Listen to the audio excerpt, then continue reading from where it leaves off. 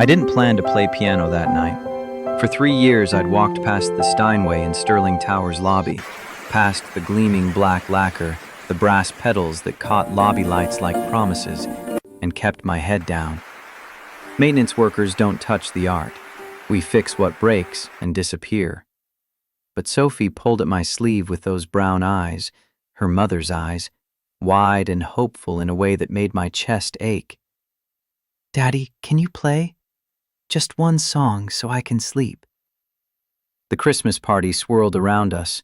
Executives in designer suits clustered near the champagne fountain. Administrative staff laughed too loud, grateful for premium alcohol and a night pretending the hierarchy didn't exist. Someone had draped the marble pillars in white lights that cascaded like frozen waterfalls, and the scent of pine and cinnamon covered the usual smell of floor wax and ambition. My right hand trembled as I sat down. The scars caught the chandelier light, spiderweb patterns where surgical steel had tried and failed to restore what falling equipment had pulverized. 12 years ago, this hand had promised concert halls. Now it could turn a wrench, replace fluorescent tubes, snake a clogged drain. The nerve damage made fine motor control a gamble. I closed my eyes and began playing Midnight Echo. The melody emerged like rain on glass, each note placed with a precision that defied the ruined tendons. I'd written this 16 years ago for a girl who never knew I existed, poured everything I felt into music because words had always failed me. 8 bars Daniel Cross started but couldn't finish. I'd completed it, given it away, let him take credit, because that's what you do when you love someone from the shadows. You hand them pieces of yourself and ask for nothing. The room fell silent. Conversation died mid-sentence. Glasses stopped clinking. I played from memory, from the marrow of my bones. My damaged hand moved through passages it shouldn't be able to navigate, compensating, adapting, transforming technical limitation into raw emotion. This wasn't the virtuoso performance I might have given before Cleveland, before the accident.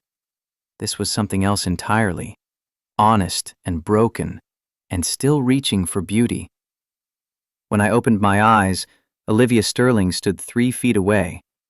Her face had gone pale, color draining like someone had opened a vein. Those ice-blue eyes I'd spent 16 years trying to forget swam with unshed tears. Her knuckles pressed white against the piano's edge, gripping so hard I thought the wood might crack. I knew that look. I'd seen it in my own mirror enough times. The look of someone hearing a ghost speak. "Where did you learn that?" Her voice came out raw, barely above a whisper. The CEO's polished confidence had shattered, leaving only the 18-year-old girl I'd loved at summer music camp, the one who'd laughed at Daniel Cross's jokes and never noticed the scholarship kid washing dishes in the cafeteria. My heart hammered against my ribs. I'd known this moment might come, had dreaded and longed for it in equal measure. "It's just an old melody, something I picked up years ago." "Don't lie to me." The desperation in her voice cut like broken glass. "That song was written for me by someone who died 16 years ago. No one else knew it. No one could have known it." She moved closer, searching my face for answers I wasn't ready to give. "Who are you?" Before I could respond, Sophie appeared at my side, sleepy and smiling, her stuffed rabbit tucked under one arm. "That was beautiful, Daddy. Can we go home now?" Olivia's gaze dropped to my daughter, then back to me. I saw the calculation in her eyes, the questions multiplying, the Ice Queen armor reforming as she remembered where she was and who was watching. She forced herself to step back, to breathe, to become CEO Olivia Sterling again, instead of the girl who'd lost her first love to a rain-slicked highway. But as I gathered Sophie's coat and hurried toward the exit, I felt Olivia's eyes burning into my back like a brand. I woke at 5:30, same as every morning. The apartment on the east side stayed dark until 6, relying on streetlights that filtered through cheap blinds to carve the room into shadow and orange glow. Sophie slept in the bedroom, the only bedroom, while I took the pull-out sofa that had belonged to Rachel's parents before the cancer, before the medical bills, before everything. I made coffee, the grocery store brand, not the artisan roasts from the cafe 2 blocks from Sterling Tower, where executives lined up for $7 lattes. My mug said, "World's Best Dad," in fading letters. Sophie had picked it at a thrift store 3 years ago, spent her allowance on it, presented it like a trophy. I'd held her and cried into her hair while she patted my back and told me it was okay to be sad about Mommy. The city woke slowly outside my window. Delivery trucks rumbled past. A siren wailed in the distance. Steam rose from manhole covers like the earth was breathing.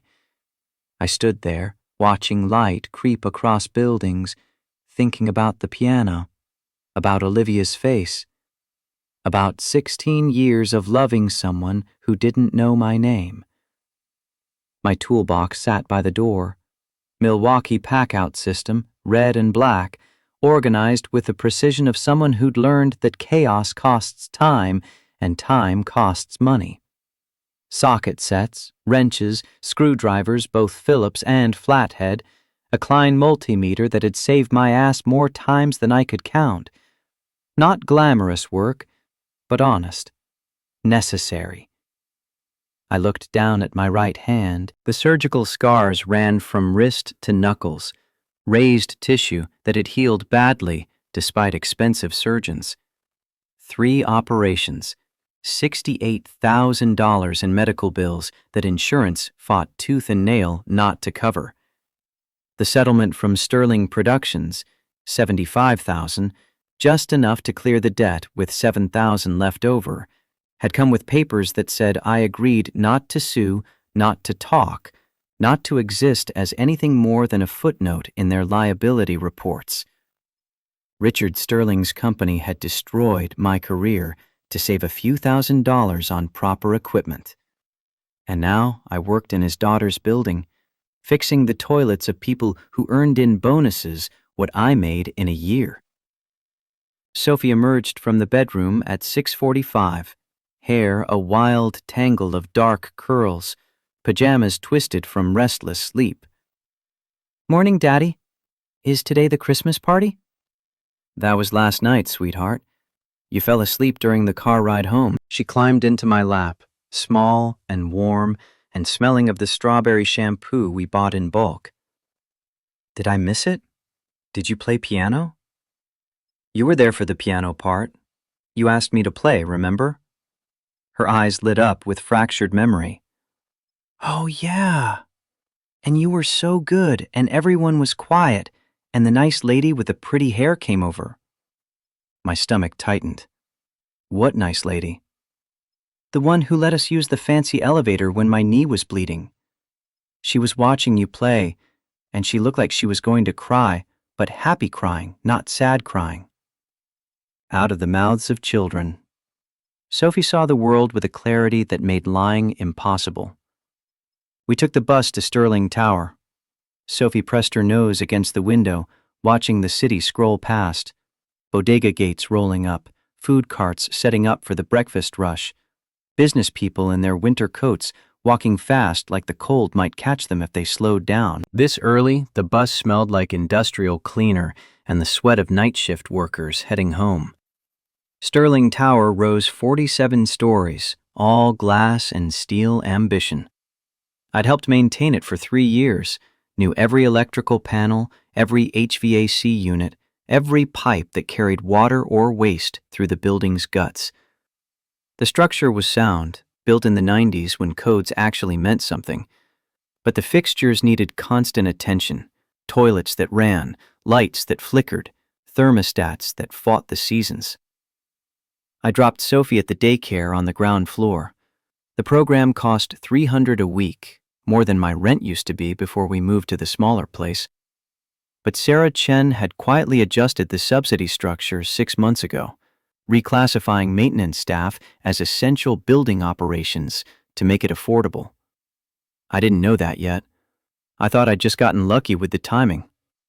The daycare supervisor, Mrs. Patterson, greeted Sophie with genuine warmth. "Good morning, sunshine. We're making snowflakes today." Sophie hugged my leg before running off to join the other kids. I watched her go, this piece of Rachel and me, so much braver than either of us had been at her age. 7 years old and already teaching me about courage. My supervisor, Frank Morrison, no relation to Tom, the security chief, handed me the day's work orders. 17 fluorescent tubes in the conference rooms on 12. Toilet running constantly in the women's room, 8th floor. HVAC making weird noises, 5th floor executive suite. "Hayes, we got complaints about the 5th floor temperature. CEO's assistant says it's too cold. Priority 1. Of course it was. Olivia Sterling's comfort took precedence over everything else. I grabbed my tools and headed for the elevator. The 5th floor smelled different. Fresh flowers delivered daily, expensive coffee from the private machine, leather furniture that cost more than my car. I moved through it like a ghost, gray uniform making me invisible to the well-dressed people who passed without seeing. Sarah Chen found me at the thermostat panel, checking the connections. "Thomas, right? Sophie's dad?" I nodded, keeping my eyes on the wiring. "HVAC acting up?" "The boss is cold-blooded," Sarah smiled, softening the words. "Literally. She keeps the office at 68 and wears sweaters. But she had a meeting with the board this morning, and apparently hypothermia isn't professional." I traced the control wire, found a loose connection, tightened it. "Should be good now. Might take 20 minutes to warm up." "Thank you." Sarah hesitated, then added, "She asked about you this morning." My hands stilled. "What?" "Miss Sterling. She wanted to know who played piano at the party." I told her maintenance staff, Thomas Hayes' 7-year-old daughter. She didn't say anything else, just went back to her laptop. But she looked, I don't know, haunted. I packed my tools slowly, buying time to steady my voice. "I should get to the other repairs." "Thomas?" Sarah's voice stopped me at the door. "Whatever happened last night, whatever that song meant to her, she hasn't been the same since. Just be careful." I nodded and left, heart pounding like I'd run a marathon.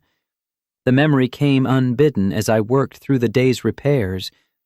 Summer 2010. Berkshire Summer Music Academy, 8 weeks of intensive training for high school musicians from across the country. I was there on scholarship, one of 5 kids whose families couldn't afford the $6,000 tuition. The other students arrived in expensive cars with instrument cases that cost more than my dad's funeral. I was 20, taking a gap year before college that would stretch into forever. My father had died under a car when the jack failed, crushed him while I was at school, left my mother with 2 kids and a mortgage she couldn't pay on what she made cleaning houses. My sister needed braces. I needed to eat. So I worked nights, washing dishes at the camp cafeteria, 4 hours after everyone else went to bed, scrubbing pots while my hands cramped and my back ached. Olivia Sterling arrived in a Mercedes SUV, blonde hair catching sunlight like something from a shampoo commercial. She played cello with a precision that spoke of years of private lessons, summers at other prestigious camps, parents who paid for excellence without checking the price. She was 18, confident in the way people are when they've never been told no. Daniel Cross was her boyfriend, piano prodigy, all dark hair and natural charisma, the kind of talent that made professors shake their heads in wonder. He was everything I wasn't, wealthy, connected, destined for Juilliard and concert halls, and a future that didn't involve midnight shifts in industrial kitchens. I watched Olivia from the shadows, watched her laugh at Daniel's jokes, watched her eyes light up when he played, watched her move through the world like it was designed for her comfort. And I fell in love with a kind of hopeless intensity only 20-year-olds can manage, the kind that feels like drowning and doesn't care. Daniel caught me staring one night after rehearsal. Instead of mocking or threatening, he sat down next to me on the practice room bench. "She's something, isn't she?"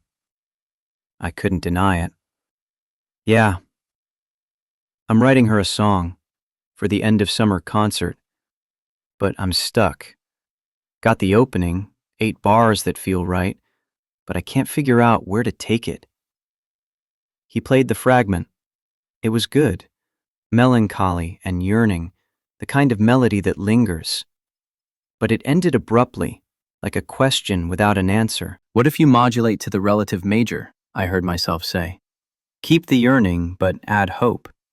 Make it about transformation instead of just loss." Daniel's eyes narrowed, not in anger, but in thought. "Show me." I played it through, adding what he'd started, taking it places he hadn't imagined.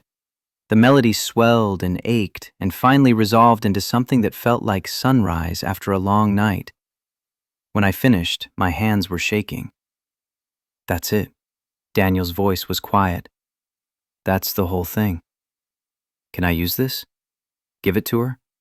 I'll tell her you helped." "No." The word came out too fast. "You give it to her. She's yours. She should have something beautiful from you." "Are you sure?"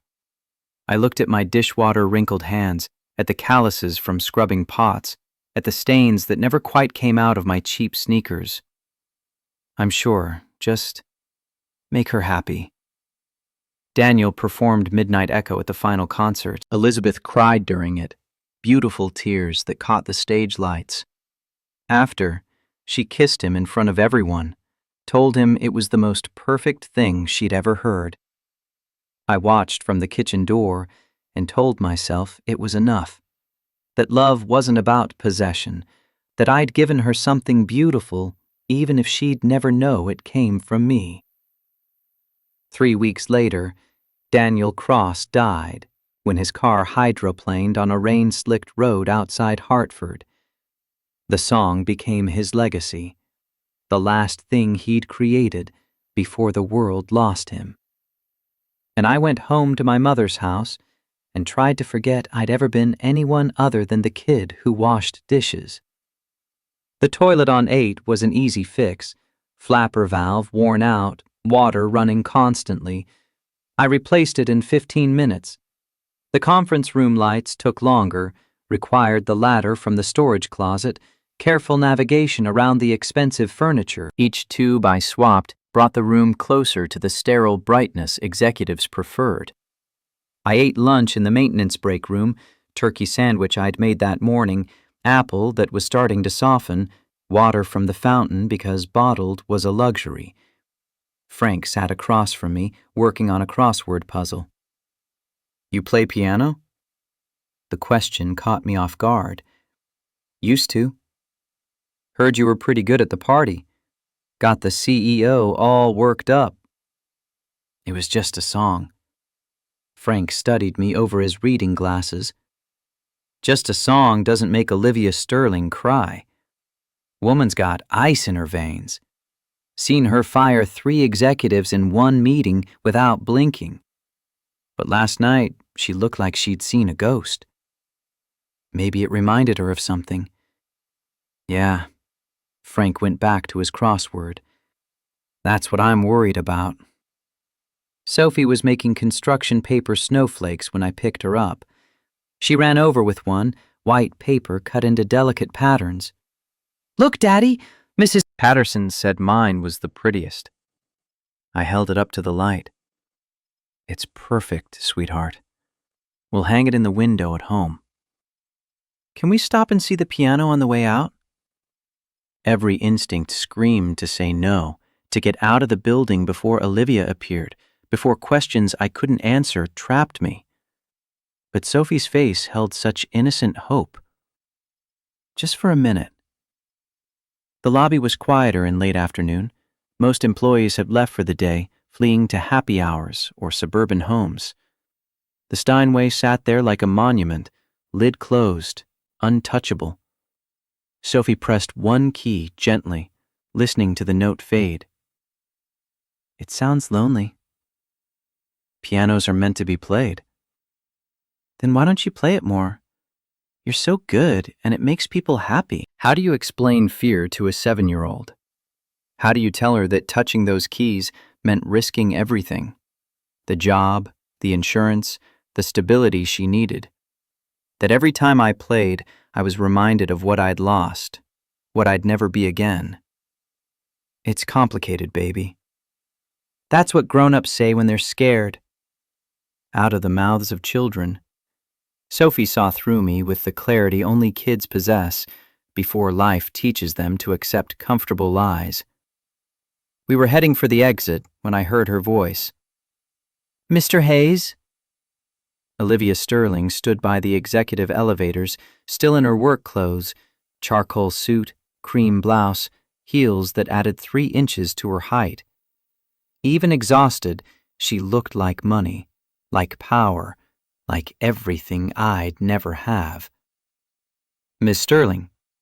I kept my voice neutral, professional. Could I speak with you? Privately? Sophie's hand tightened in mine. My daughter, Sarah can watch her for a few minutes, if that's all right. It wasn't a request. Sarah appeared like she'd been waiting for this, held out her hand to Sophie. Want to see the fish tank in Miss Sterling's office? We have a blue tang named Dory. Sophie looked at me. I nodded, not trusting my voice. She went with Sarah, glancing back once with worried eyes. Olivia gestured toward a small conference room off the lobby. I followed, tools still strapped to my belt, aware of how I must look. Grease under my fingernails, uniform faded from too many washes, boots scuffed from kneeling on concrete. She closed the door behind us. The room held a table, 6 chairs, a whiteboard with someone's abandoned project plan still ghost visible. That song. She didn't sit, didn't offer small talk, just went straight to the wound. Where did you learn it? Music camp. Long time ago. Which camp? My mouth went dry. Berkshire, summer 2010. Something flickered across her face. Recognition, pain, the past becoming present. You knew Daniel. It wasn't a question, but I answered anyway. Not well. I was kitchen staff, scholarship kid. We didn't exactly run in the same circles. But you learned his song, the one he wrote for me. I heard him practicing it. Good melody. Stuck with me. Daniel never played it for anyone before the final concert. He said it was a surprise, something special just for me. Her voice sharpened. So how did you know it well enough to play it perfectly 16 years later? The lie stuck in my throat. I'd spent 16 years hiding, protecting the truth, telling myself it didn't matter. But standing here with Olivia 3 feet away, ice blue eyes demanding honesty, I couldn't do it anymore. I should go. Sophie's waiting. Please. The word came out raw, stripped of CEO polish. That song is all I have left of him. If you know something, anything about how he wrote it, where it came from, I need to understand. Why does it matter? He wrote it. He's gone. The song remains. Isn't that enough? No. Tears threatened at the corners of her eyes. Because for 16 years, I've built my life around the memory of a boy who loved me enough to write something that beautiful. And if that was a lie, if any of it was a lie, then I don't know who I am anymore. The pain in her voice shattered something in my chest. This wasn't the CEO, the Ice Queen, the woman who'd built an empire on her father's ashes. This was the 18-year-old girl who'd lost everything when Daniel's car left the road. It wasn't a lie. The words came out before I could stop them. Daniel did write it for you. The opening, the foundation, the heart of it, that was all him. He loved you. That part was real. But I closed my eyes, felt the weight of 16 years pressing down. But he got stuck. Couldn't figure out the ending. He asked for help from another student, someone who completed it. Who? Does it matter? Yes. She stepped closer, because that person knew me through Daniel's eyes, knew what he felt, and I need to know who carried that secret all these years. The door opened before I could answer. Preston Shaw stood in the threshold, expensive suit crisp despite the late hour, smile sharp as a knife. Olivia, we have dinner reservations in 20 minutes. You're not dressed. I'm busy, Preston. With maintenance? His eyes raked over me with barely concealed contempt. Surely whatever plumbing emergency this is can wait until morning. It's not a plumbing emergency. Then what is it? Olivia's jaw tightened. A private conversation. Private. Preston moved into the room, claiming territory. I'm your fiancé. We don't have private conversations with the help. The casual cruelty in that word, help, made my hands curl into fists. But I kept my voice level. I should go. Miss Sterling, if you need anything else, submit a work order through Frank. I pushed past Preston toward the door. Behind me, I heard Olivia's voice, cold and precise. Get out, Preston. I'll meet you at the restaurant. This is about him, isn't it? About whatever happened at the party. Olivia, you can't seriously be out. Now. I didn't wait to hear more. I collected Sophie from Sarah's office. She was watching Finding Nemo on the big monitor, entranced, and headed for the exit. But at the glass doors, I couldn't help glancing back. Olivia stood alone in the conference room, hands pressed against the table, shoulders shaking with sobs she'd held back until she thought no one was watching. I should have kept walking. Should have taken my daughter home, made dinner, read bedtime stories, pretended this was just another day. But some wounds are too deep to ignore. Sophie fell asleep in the car, exhausted from the day. I carried her up the 3 flights to our apartment, tucked her into bed with her stuffed rabbit, kissed her forehead. Then I sat on the pull-out sofa and let myself remember everything. Rachel had known about the song. Not who I'd written it for, but that it existed. Our wedding night in the cheap hotel room we could barely afford, I'd hummed it while we danced to silence. She'd stopped, looked up at me with those kind brown eyes. That's beautiful. What is it? Something I wrote a long time ago. Play it for me. There was an upright piano in the hotel bar, closed for the night. I snuck down, picked the lock, a skill learned from necessity, and played Midnight Echo while Rachel listened from the doorway. When I finished, she was crying. You wrote that? Most of it. The heart of it, anyway. Who was she? I'd never said it was about a woman, but Rachel knew, the way she always knew things I didn't say. Someone I couldn't have. Someone who belonged with people better than me. Rachel crossed the room, took my scarred hands in hers. You're wrong. You're the best person I know. And whoever she was, she missed out on something extraordinary. I married Rachel, believing I could love her the way she deserved. And I did love her, genuinely, deeply, with the quiet certainty of someone grateful to be chosen. But it was different from what I'd felt for Olivia. Comfortable instead of consuming, partnership instead of passion. When the cancer came, Rachel fought for 2 years. Chemo that made her vomit until there was nothing left. Radiation that burned her skin. Experimental treatments insurance barely covered.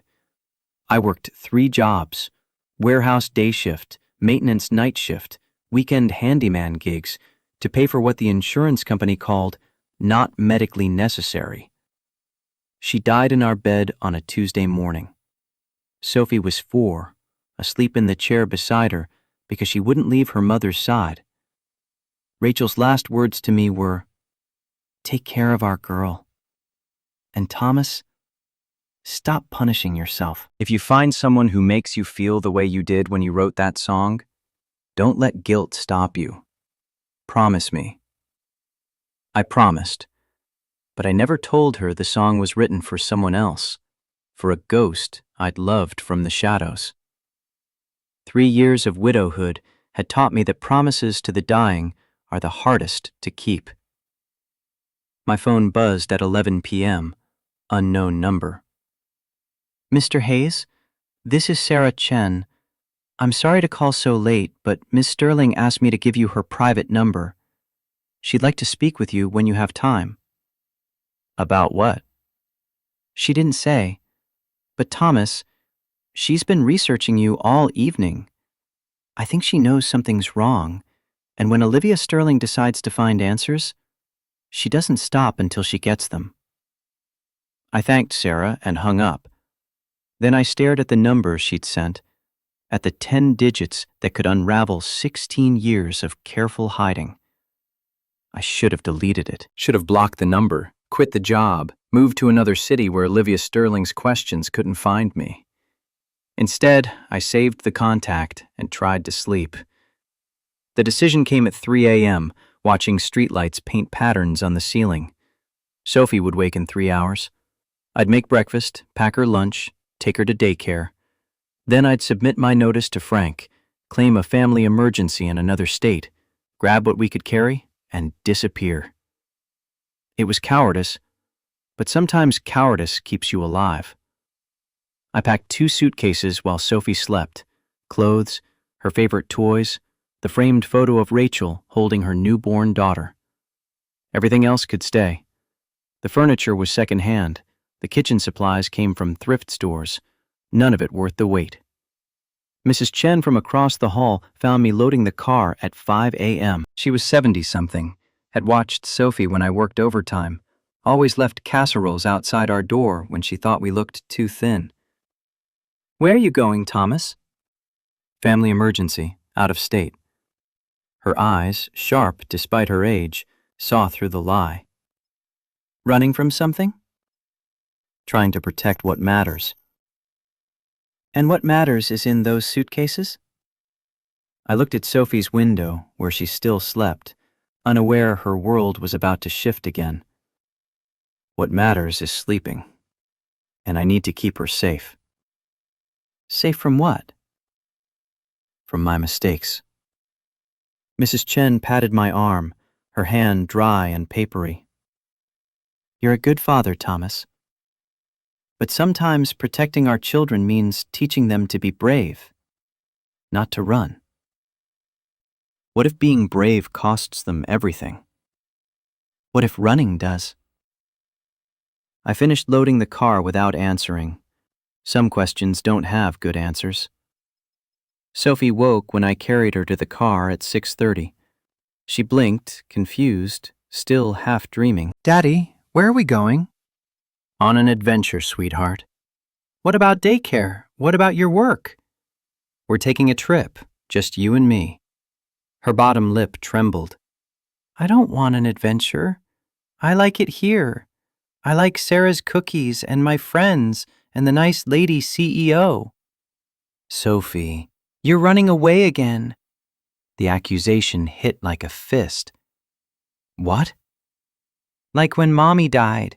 and we moved to the smaller apartment, and you said it was an adventure, but really, you were just sad and didn't want to stay where everything reminded you of her. 7 years old and already too perceptive. Rachel's daughter through and through. This is different. No, it's not. You're scared of something, and instead of fixing it, you're running away. You tell me to be brave, but you won't be. Tears streamed down her face. Not the manipulative crying kids learn to get their way, but genuine grief at losing another home, another piece of stability in a life that had already taken too much. I held her while she sobbed against my shoulder. Held her until the sun started rising, until the streetlights clicked off, until the city woke around us with sounds of delivery trucks and opening shops and people heading to jobs they couldn't afford to lose. Okay. The word came out rough. Okay, we'll stay. But Sophie, if things get complicated, if Daddy has to answer hard questions, then you be brave, like you always tell me. Out of the mouths of children. We unloaded the car together. Mrs. Chen appeared with cinnamon rolls, still warm. Didn't say anything about the packed suitcases or my red eyes. Just handed Sophie a roll and went back to her apartment. I called in sick to work for the first time in 3 years. Frank sounded suspicious, but didn't push. I requested personal days through the end of the week. Then Sophie and I spent the day at the park, feeding ducks, watching her climb jungle gyms, pretending the world wasn't about to cave in. That night, after Sophie fell asleep, I finally looked at Olivia's number. Thumb hovering over the screen. One call, and everything would change. One call, and 16 years of hiding would end. I didn't call. But I didn't delete the number either. 2 weeks passed. I avoided Sterling Tower, avoided even driving past it, used my personal days, then claimed food poisoning, then invented a landlord inspection that needed my presence. Frank's patience was wearing thin, but he hadn't fired me yet. Sophie asked about the nice lady CEO every night, asked when we'd go back, when I'd play piano again, when things would be normal. I had no answers that weren't lies. On the 14th night, my phone rang. Olivia's number. I stared at it until voicemail picked up, listened to her message 3 times before deleting it. Mr. Hayes, this is Olivia Sterling. I know you're avoiding me. I know you have reasons. But I need to understand about the song. About Daniel. Please, just one conversation, that's all I'm asking. Her voice cracked on the last word. The Ice Queen veneer stripped away, leaving only raw need. I should have kept avoiding her. Should have quit the job, moved away, protected Sophie from whatever chaos honesty would bring. Instead, I texted back, tomorrow night, 10 p.m., lobby. The response came immediately. I'll be there. I'd spent 16 years loving Olivia Sterling from a distance.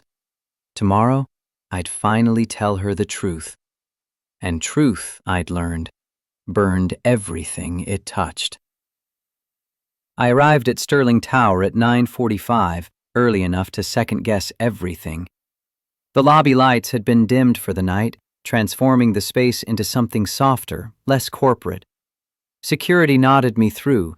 Tom Morrison, the head guard, a former Marine with kind eyes who'd always treated maintenance staff like human beings. Working late, Hayes? Meeting someone. He didn't ask who. Maybe he already knew. Buildings have their own intelligence networks, security cameras and gossip flowing through ventilation shafts. The Steinway sat in shadow, lid closed like a secret. I touched the polished wood, felt the cool lacquer against my palm. 16 years since I'd written Midnight Echo. 12 since Cleveland destroyed my hand. 3 since Rachel died.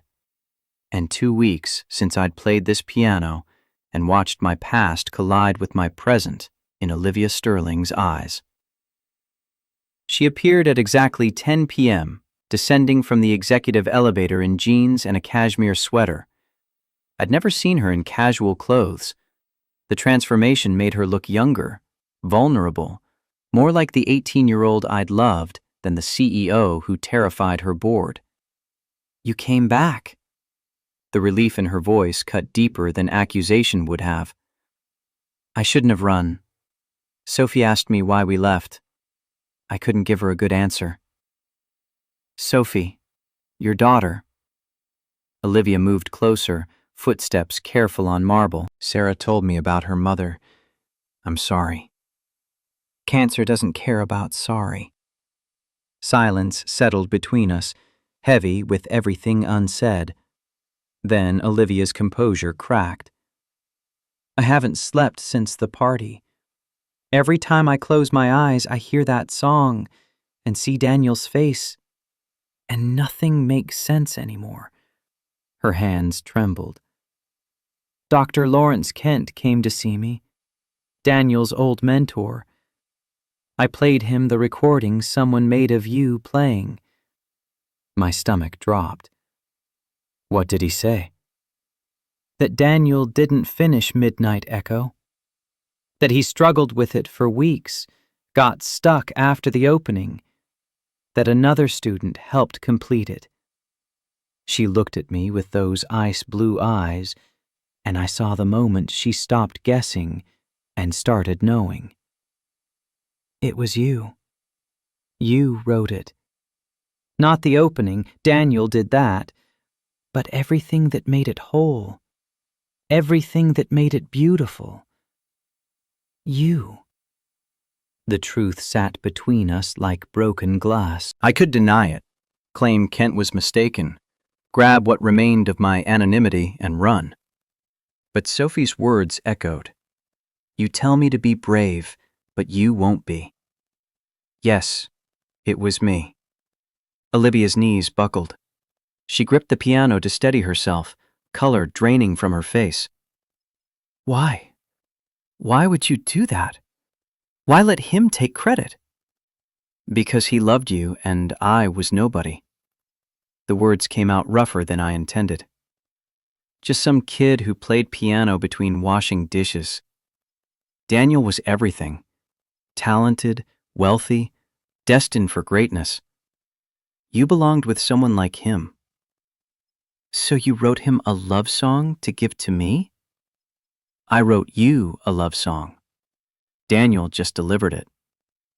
Her breath caught. You didn't even know me. I knew enough. Knew you laughed at his jokes. Knew you played cello like you were having a conversation with God. Knew the way light caught your hair during afternoon rehearsals.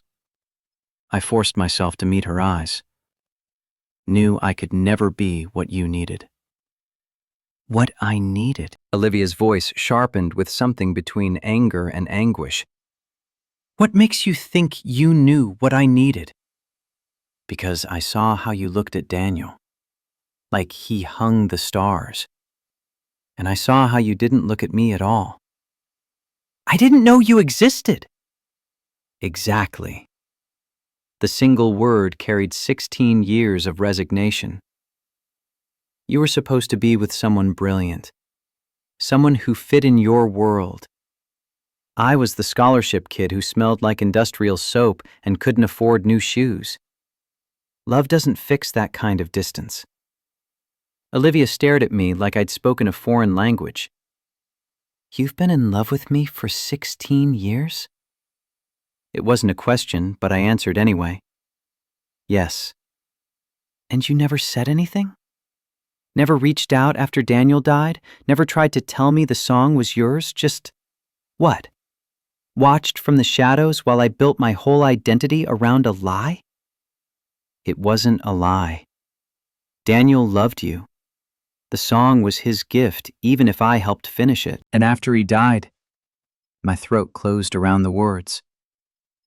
You had something beautiful to hold on to. Why would I take that away? Because it was yours. It was never mine.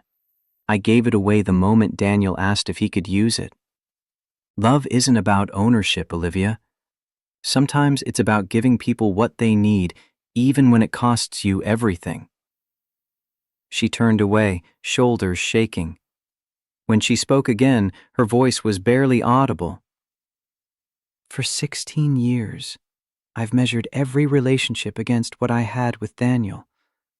Every man I've dated, every decision I've made, every time I've chosen work over feeling, it's all been because I thought I'd already experienced the greatest love of my life and lost it.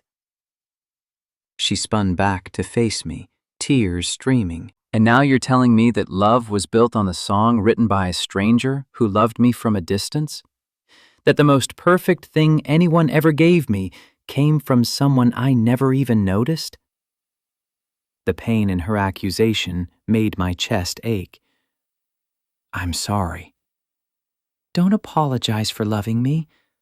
Apologize for hiding it. I hid it to protect you from my mistakes, from the fact that your father's company destroyed any chance I had at the life Daniel was supposed to live. Olivia froze. What?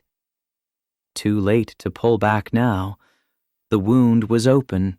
Might as well show her how deep it went. 3 years after that summer, I signed a contract with Sterling Productions. Regional concert series, 20 cities, my name finally on posters. Opening night in Cleveland, I showed up early for rehearsal. Stage crew was rigging lights. My right hand curled involuntarily, muscle memory of pain 12 years old. There was a cellist directly under the truss. Young woman, maybe 19, Juilliard scholarship, whole future ahead of her. The rigging started to fall.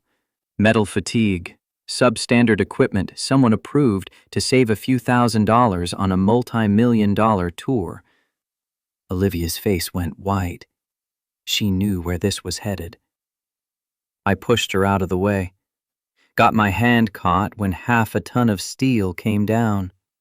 Bones pulverized like crushing an egg in your fist. 3 surgeries couldn't fix the nerve damage. Doctor said I'd never play professionally again. I held up my scarred palm so she could see the spiderweb patterns where surgical steel had tried and failed. Your father's company paid me $75,000. Medical bills were $68,000. Contract was terminated 2 weeks after I left the hospital. Investigation concluded it was cost-cutting gone wrong. Equipment approved despite safety violations. Oh, God. Olivia's whisper barely registered. Oh, my God. So I learned to fix the things that break. The broken pianist fixing broken pipes. Seemed fitting. She reached for my hand, but I pulled away. Contact would shatter what remained of my composure. Did you know? My voice came out flat, emotionless, the only way to ask without screaming. When you took this job, did you know who I was? What your company did? No. She looked stricken. Sterling Productions was sold and folded into the larger corporation before I took over. I never... Thomas, I swear I didn't know. But you benefited from it. This building, this empire, everything you've built. It's standing on the foundation of people your father crushed to maximize profit margins. I know. The admission came out broken. I've known for years that Richard Sterling made his fortune by treating people as expendable. I told myself I was different, that I ran things ethically, that the sins of the father didn't transfer to the daughter. Her laugh held no humor. But you're right. I built my life on blood money. And the cruelest joke is that the man whose career my father destroyed has been working in my building for 3 years, maintaining the toilets of people who make in bonuses what you make in a year. I needed the job. Benefits, health insurance, stability for Sophie. After Rachel got sick, my voice cracked. After she died and left me with a 4-year-old and medical debt that bankruptcy barely covered, I couldn't afford to be proud. Rachel, your wife. Olivia's tone gentled. Tell me about her. The question surprised me. Why? Because you loved someone else. Because you had a whole life I know nothing about. Because if I'm going to understand how we got here, I need to know everything. So I told her about meeting Rachel at a community health clinic 9 years ago when I was trying to find affordable physical therapy for my hand. About her practical kindness, her ability to see past the damage to something worth saving. About the small wedding at City Hall, Sophie's birth during a blizzard, Rachel delivering our daughter in our bathroom because the ambulance couldn't reach us in time. About the diagnosis 2 years later, stage 3 breast cancer, aggressive, unforgiving. About working 3 jobs while Rachel underwent chemo that made her vomit until there was nothing left, radiation that burned her skin, experimental treatments insurance companies called not medically necessary. She died in our bed on a Tuesday morning. Sophie was asleep in the chair beside her because she wouldn't leave her mother's side. Rachel made me promise to take care of our girl and... I paused, the next words sticking in my throat. And to stop punishing myself. She said if I ever found someone who made me feel the way I did when I wrote that song, I shouldn't let guilt stop me. She knew about Midnight Echo? Knew I'd written something for someone else. Didn't know who. On our wedding night, I played it for her, and she just understood. That's who Rachel was. She loved me anyway. Olivia sank onto the piano bench, overwhelmed. You've been carrying all of this alone. Sophie carries half of it. She's braver than I'll ever be. Why did you stay? After you figured out I was Richard Sterling's daughter, why didn't you quit? The question had haunted me for 3 years. Because I'm a coward. Because seeing you from a distance was better than not seeing you at all. Because maybe in some pathetic way, fixing things in your building could make up for not being able to fix what really mattered. You're not a coward. You saved a woman's life at the cost of your career. You worked 3 jobs to keep your wife alive. You're raising Sophie alone while maintaining your dignity in a system designed to grind people like you into dust. Olivia's voice turned fierce. That's not cowardice. That's heroism without an audience. Heroism doesn't pay the rent. No, but it matters more than you think. She stood, moved closer, close enough that I could smell her perfume, something expensive and subtle that probably cost more than my weekly groceries. This close, I could see the exhaustion in her face, the fine lines stress had carved around her eyes. I need to ask you something, and I need you to tell me the truth. Haven't I been honest enough for one night? Did you manipulate your way into this job? Plan to use our connection, the song, any of it, for leverage or revenge? The question should have offended me. Instead, I just felt tired. I applied for an opening that offered benefits. Didn't make the connection to Sterling Productions until I saw your name on the directory. By then, I'd already accepted the position, and Sophie needed the daycare subsidy. I met her eyes. I stayed because I needed the work. Not because of you. Not because of revenge. Just survival. She studied my face like she was reading a contract for loopholes. Whatever she found must have satisfied her because she nodded slowly. Okay, I believe you. Just like that? You've had 3 years to leverage what you know. 3 years to go to the press, file lawsuits, make my life difficult. You didn't. That tells me more than words can. A phone buzzed. Olivia pulled hers from her pocket, frowned at the screen. Preston. Third time he's called tonight. Your fiancé. You should answer. My fiancé is a mistake I'm about to correct. The certainty in her voice surprised me. Because of the song? Because I've spent the last 2 weeks researching you, Thomas Hayes. Or trying to. You're remarkably invisible. No social media, minimal digital footprint, like you're trying to disappear. But I found enough. Found the contract with Sterling Productions. Found the accident report listing you as injured, but no follow-up. Found the settlement agreement that paid you just enough to clear medical debt and nothing more. She tapped her phone screen, pulled up documents I'd hoped were buried. Found Preston's financials, or rather, what my forensic accountants found when I asked them to dig deeper into the merger he's been pushing. My confusion must have shown because she continued. Preston Shaw has been embezzling from his investment firm for 18 months.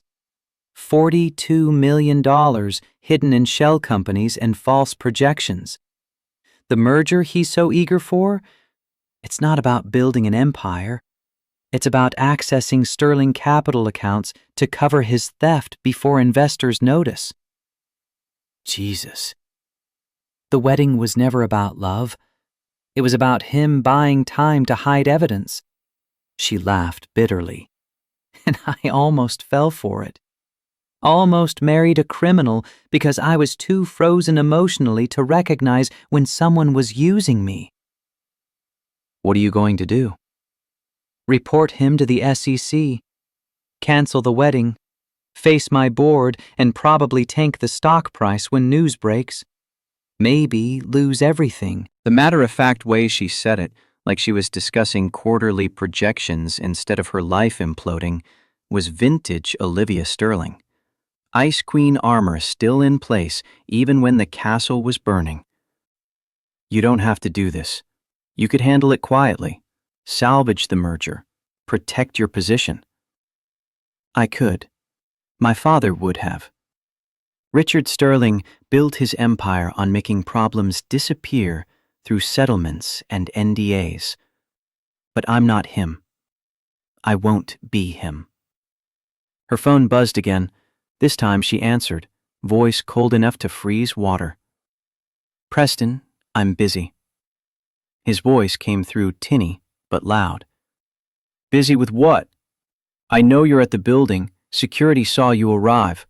What the hell is so important it can't wait until morning? I'm having a conversation. With who?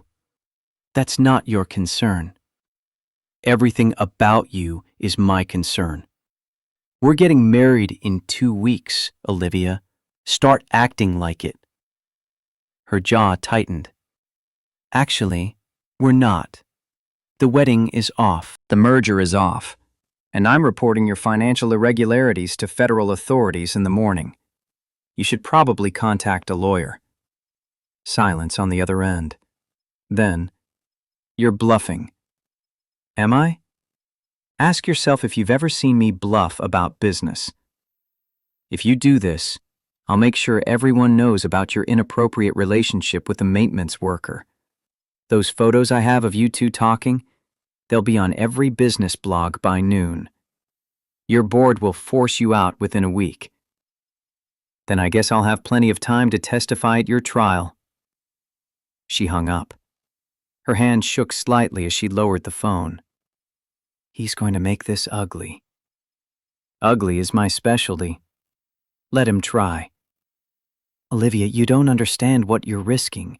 Your reputation, your company, everything you've built. Built on what? She turned to face me fully. On my father's blood money? On pretending I don't see the cost of quarterly profits? On marrying a criminal because I was too afraid to feel anything real? Tears streamed down her face, mascara smearing, the Ice Queen facade finally shattered beyond repair. You wrote me a love song 16 years ago and asked for nothing. You saved a stranger's life and lost your career. You worked yourself to exhaustion to keep your wife alive. You're raising Sophie alone while fixing toilets for people who don't see you as human. She grabbed my scarred hand, held it between both of hers. And I'm the CEO who profits from the system that crushed you? So forgive me if I'm not particularly concerned about protecting my empire. Maybe it's time to burn it down and build something honest instead. You don't mean that, don't I? What's the point of power if it makes you complicit in destroying good people? What's success worth if it requires becoming your father? Her phone buzzed with a text. She glanced at it, face darkening. Preston's on his way here, with his lawyers. Claims he has evidence that I've been embezzling, that I'm trying to frame him. That's insane. It's strategic. He's going to try to flip the narrative before I can expose him. She looked at me with sudden urgency. Thomas, you should go. When this turns into a legal battle, anyone connected to me becomes a target. Preston will use Sophie against you, claim you're an unfit father involved with your boss, try to destroy you to hurt me. I'm not running. This isn't running. It's protecting your daughter from my mess. Sophie's the one who told me to stop running. Said I teach her to be brave, but won't be brave myself. I moved closer, close enough to see gold flecks in her blue eyes. I've spent 16 years loving you in silence. I think I can manage a little courage now. The elevator chimed. Preston emerged with two men in expensive suits, lawyers probably, the kind that cost $1,000 an hour. He spotted us and his face went red with rage. This is what you're throwing everything away for? A janitor? Tom Morrison materialized from the security station, hand resting casually near his radio. Mr. Shaw, it's after hours. I need to see your building access credentials. I'm the fiancé of the CEO. I don't need credentials. Former fiancé. And yeah, you do. Building policy. Preston turned to his lawyers. Tell me can't prevent me from seeing my fiancé. The taller lawyer, silver-haired, sharp-eyed, intervened smoothly. Ms. Sterling, I'm Robert Chen with Morrison & Associates. We represent Mr. Shaw's interests. He's asked us to mediate this situation before it escalates unnecessarily. There's nothing to mediate. I've made my decision.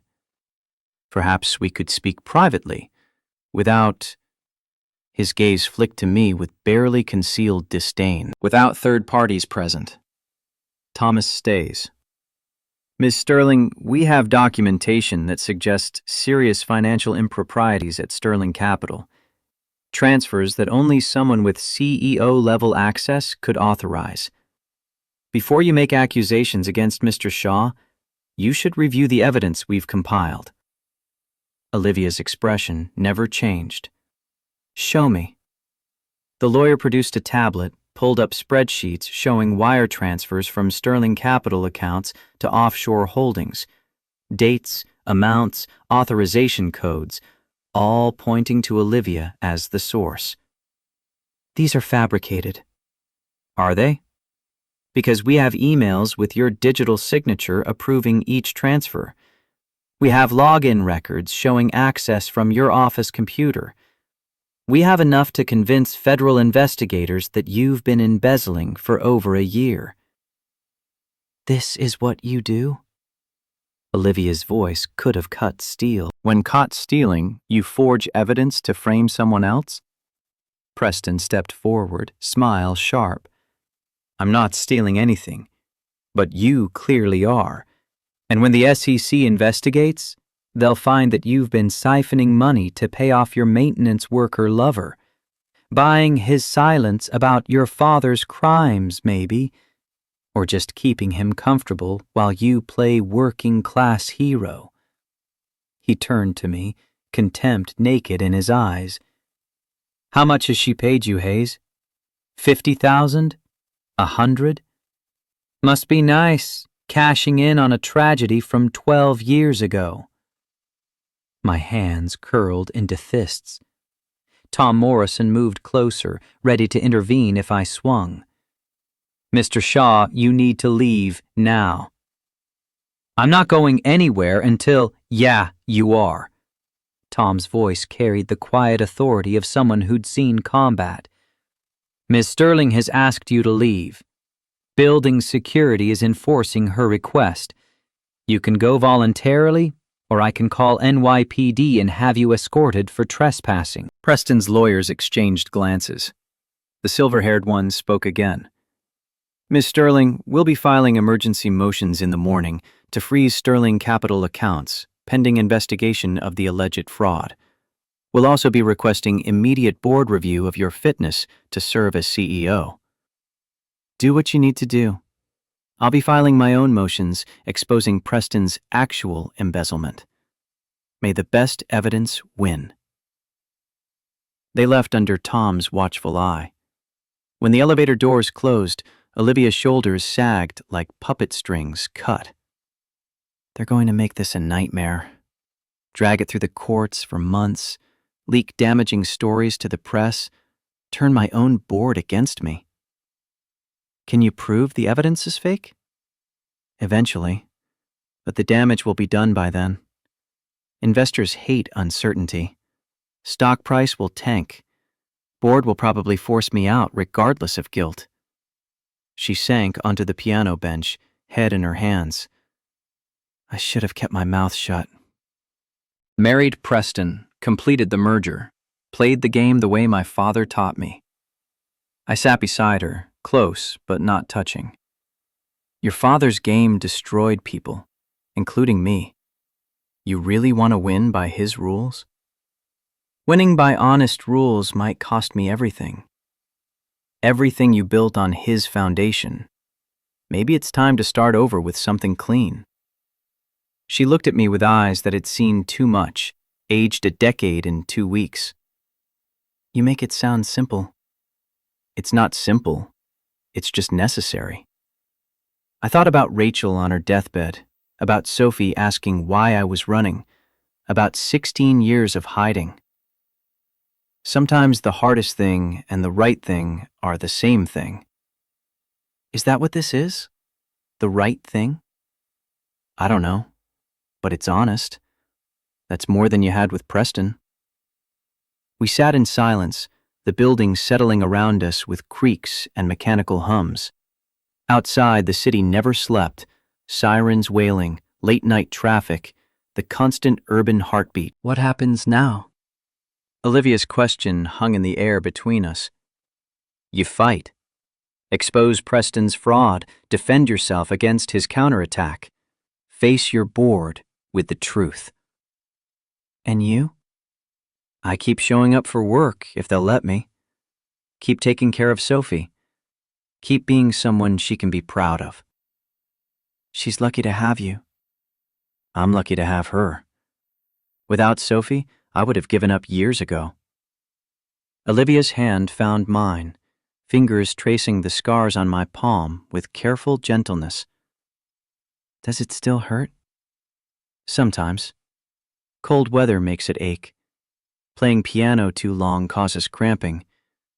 But it works well enough for what I need. You could have been great. Concert halls, recordings, everything Daniel was supposed to have. Maybe. Or maybe I would have burned out young. Another cautionary tale about talent without discipline. We'll never know. Don't you resent it? The future you lost? I thought about Cleveland, about the cellist who'd gone on to play with the Boston Symphony, about the choice I'd make again without hesitation. I resent the negligence that made the choice necessary. But the choice itself? No. I saved a life. That matters more than applause. You're a better person than I am. You're fighting a criminal fiancé and a corrupt system instead of taking the easy path. You're better than you give yourself credit for. She leaned against my shoulder, exhaustion finally catching up. I'm terrified, Thomas. Of losing the company, of disappointing my board, of proving my father right about me being too soft for this world. Being soft isn't weakness, it's humanity. Your father mistook cruelty for strength. He built an empire and died alone in Palm Springs with a daughter who can't stand a visit. That's not success. That's tragedy. Her phone buzzed again. She ignored it. I should go. Sophie's with Mrs. Chen, but I don't like leaving her overnight. Will I see you again? The question carried weight beyond the words. Do you want to? Yes. God help me, yes. Even though it's complicated and messy and probably career suicide to date the maintenance worker while fighting embezzlement charges. I'm not asking you to date me. I'm not asking for anything. What if I want to give you something anyway? I stood, creating necessary distance. Olivia, you're in the middle of a crisis. You're angry at Preston, shaken by what you learned about the song, dealing with your father's legacy. Don't make decisions about us based on that. What if my decision isn't based on crisis? What if it's based on 16 years of being emotionally frozen and finally thawing enough to feel something real? Then wait. Let the crisis pass. Fight your battles. Figure out who you are without your father's company defining you. And if you still feel something after the dust settles, I paused at the lobby doors. Then maybe we can figure out what this is. I walked out into the November cold, leaving her sitting at the piano where I'd played Midnight Echo and watched my past collide with my present. Mrs. Chen was dozing on my couch when I got home, late-night television casting blue light across her face. She woke when I entered, gave me a knowing look. Everything okay? Honestly, I have no idea. The girl asleep in there needs you steady. Whatever else is happening, remember that. I will. After Mrs. Chen left, I checked on Sophie, sleeping peacefully, her stuffed rabbit clutched tight, and stood in her doorway watching her breathe. 7 years old, and already teaching me about courage. Rachel's daughter through and through. My phone buzzed with a text from Olivia. Thank you for being honest. Thank you for staying. Thank you for teaching me what love looks like when it's not about ownership. I didn't respond. Some messages didn't need answers. The next week brought the storm Olivia predicted. News broke about the canceled merger, Preston's fraud investigation, allegations of financial impropriety at Sterling Capital. The business press had a field day, think pieces about dynasty collapse, opinion columns debating CEO accountability, breathless speculation about Sterling's future. Someone leaked photos of Olivia and me talking in the lobby. Nothing scandalous, just two people in conversation, but the headlines wrote themselves.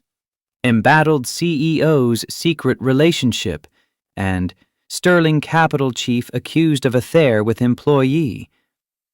Frank called me into his office 3 days into the media frenzy. Hayes, I need to ask you something, and I need the truth. Are you involved with Ms. Sterling? No. We had a conversation about something personal, that's all. Because the board is concerned about impropriety. They're asking questions about your employment, how you got hired, whether there was preferential treatment. I applied for an open position 3 years ago, got hired because I'm good at fixing things. No special treatment, no relationship, just work. Frank studied me the way he'd study a complicated wiring diagram. Okay, I believe you. But the board's talking about termination to distance the company from negative press. I'm fighting it, but I can't make promises. I understand. That night, Olivia called. I heard Frank might fire you. Thomas, I'm so sorry. This is exactly what I warned you about. It's not your fault. It is my fault. Everything about this situation is my fault. My father's company, Preston's fraud, the media circus? Stop. You didn't cause any of this. You're just refusing to cover it up the way Richard Sterling would have. Small comfort when you're losing your job because of me. I haven't lost it yet. And even if I do, I'll find something else. I've survived worse. Silence on her end, then. I miss you. Is that crazy? We had one real conversation, and I miss you. It's not crazy. It's just complicated. Everything worthwhile is complicated. Dr. Lawrence Kent contacted me a week later, left a voicemail saying he needed to discuss something important. I called back warily. Thomas, I owe you an apology. I should have corrected the record about Midnight Echo years ago. Should have insisted Daniel share credit. Should have fought harder for you to be recognized. It's ancient history, Dr. Kent. Maybe.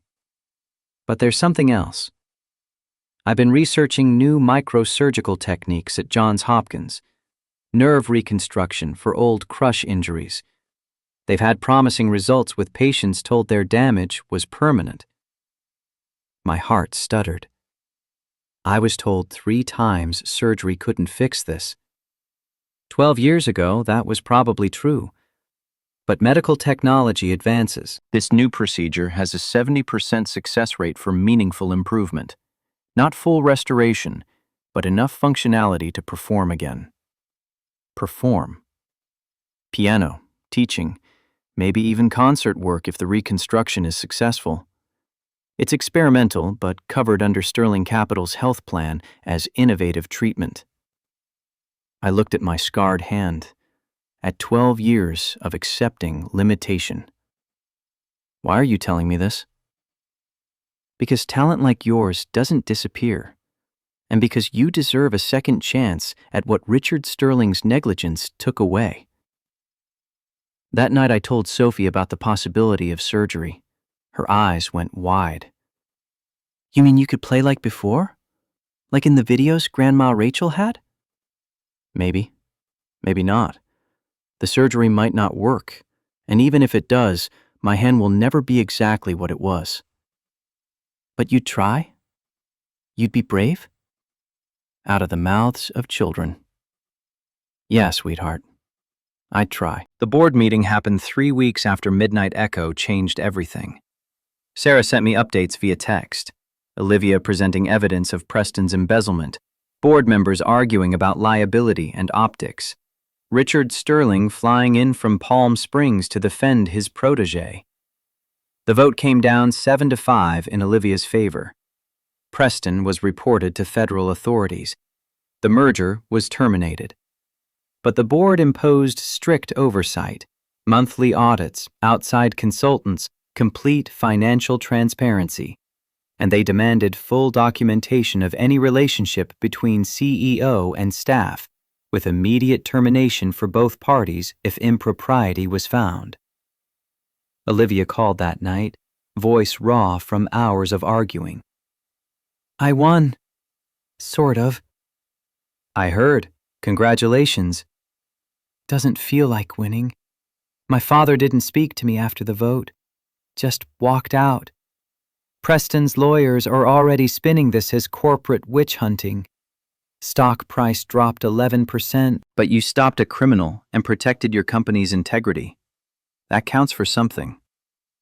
Tell that to the investors I've pissed off. Fuck the investors. You did the right thing. She laughed, startled. Did Thomas Hayes just curse? Sometimes the situation calls for it. Can I see you? Not at the building, somewhere neutral. We met at a diner 3 blocks from my apartment. the kind of place with cracked vinyl booths and coffee that came in infinite refills. Olivia looked exhausted, wearing jeans and a sweater, hair pulled back in a simple ponytail. Without the CEO armor, she looked younger, more vulnerable, more like the girl I'd loved 16 years ago. "This place has good pie," I gestured at the menu. Preston would never eat anywhere without white tablecloths. Preston's an asshole. Preston's going to prison if the federal investigation finds what I think it will. She ordered coffee, added cream and sugar, small details I'd never known about her. My father called me a traitor, said I destroyed everything he built for a maintenance worker. He's wrong. Is he? I just tanked the stock price and imposed oversight that'll make expansion difficult. All because I couldn't let Preston's crimes slide. And because those crimes would have destroyed innocent investors when they eventually came to light. You protected people, Olivia. That's not betrayal. She stirred her coffee, watching cream swirl into brown patterns. Dr. Kent told me about the surgery, the nerve reconstruction. He called you? Called to apologize for not speaking up 16 years ago. Mentioned he'd contacted you about Johns Hopkins. Her eyes found mine. Are you going to do it? Sophie wants me to. Says I should be brave. And what do you want? Honestly, I'm terrified. What if the surgery fails and my hand ends up worse? What if it succeeds, but I'm too old, too out of practice to actually perform? What if it works and you get back what was stolen from you? The possibility hung between us, fragile and dangerous. I've built a life around limitation, learned to be the guy who fixes pipes instead of the guy who plays concert halls. Starting over at 36 feels impossible. Starting over is always impossible until you do it. She reached across the table, took my scarred hand in both of hers. I'm starting over, rebuilding my company without my father's influence, figuring out who I am separate from his legacy. It's terrifying and liberating, and some days I want to quit and run away. But you don't. But I don't. Because Sophie's right. Being brave means doing scary things anyway. She smiled, tired but genuine. So do the surgery. Let Hopkins try to fix what my father broke. And whatever happens, I'll be there. Olivia, I know what the board said, no relationships between CEO and staff. But I'm not asking to be your girlfriend or make some grand declaration. I'm just saying. She paused, choosing words carefully. I'm saying I've spent 16 years frozen. And you thawed something I thought was dead. So whether you're playing piano or fixing toilets, whether we can publicly be together or have to wait until one of us changes jobs, I want to know you. Really know you. That's the most terrifying thing anyone's ever said to me. Good. Means you're still alive enough to be scared. We sat in that diner until the waitress kicked us out at closing, talking about everything and nothing, building something fragile and honest between the ruins of our broken histories. The surgery was scheduled for July 15th at Johns Hopkins. 8 hours of microsurgical reconstruction, Doctor. Patricia Moreno, leading a team of specialists who'd spent months reviewing my case files, mapping nerve pathways, planning their approach with military precision. Sophie helped me pack the night before. She folded clothes with careful concentration, tongue poking out the way Rachel's used to when she focused on difficult tasks. Daddy, what if your hand gets all better and you become famous? I won't be famous, sweetheart. Even if the surgery works perfectly, I'm 36 years old. Concert pianists peak younger. But you could teach, like Dr. Kent. He teaches and people respect him. Maybe. Let's see if I can play it all first. She placed my toiletries bag in the suitcase with precision. The nice lady's CEO is coming to visit, right? Ms. Sterling will be there, yes. She's taking time off work to help us. Because she loves you. The casual certainty in Sophie's voice made my chest tighten. It's complicated, baby. No, it's not. She looks at you like Mommy used to look at you. Happy and sad at the same time. Out of the mouths of children. 7 years old and already seeing what I was too afraid to acknowledge. Olivia met us at Penn Station the next morning. She'd rented a car, sleek black sedan that probably cost more per day than my monthly rent, and insisted on driving us to Baltimore. The board's oversight committee had questioned her taking personal time during the Preston investigation, but she told them point blank that micromanaging her calendar was outside their purview. Sophie fell asleep in the back seat 20 minutes into the drive, leaving Olivia and me in the bubble of highway silence. You don't have to do this. Sarah could have driven us, or I could have taken the train. I want to be here. She kept her eyes on the road, hands at 10 and 2, like she was taking a driver's test. Besides, someone needs to keep you from running away at the last minute. I'm not going to run. You ran from the Christmas party, from our first conversation, from every difficult thing for 3 years. I came back because Sophie made you. She glanced at me, expression softening. Which is exactly why I'm here. To be your Sophie when the fear gets too loud. Johns Hopkins sprawled across East Baltimore like a medical empire. Dozens of buildings, thousands of staff, the kind of institutional weight that came from a century of saving lives. Dr. Moreno met us in the pre-op consultation room, a woman in her 50s with steady hands and eyes that had seen every kind of damage. Mr. Hayes, I want to be clear about expectations. This procedure has a 70% success rate for meaningful improvement, but meaningful varies wildly between patients. Some regain near full dexterity. Others see marginal gains. And there's always risk of making things worse. I understand. Your nerve damage is extensive and 12 years old. Scar tissue is formed. Pathways have atrophied. We'll be rebuilding from compromised foundation. She pulled up imaging on her tablet, showed me the ghost map of my hand's interior. See these gaps? Where nerve signals should flow? We're essentially creating new roads through terrain that's hostile to construction. Sophie leaned forward, studying the images with intense focus. But you can fix it? We can try. Your dad's been doing physical therapy for 3 months to prepare the tissue. He's in the best possible shape for this surgery. But I won't lie to a smart young lady.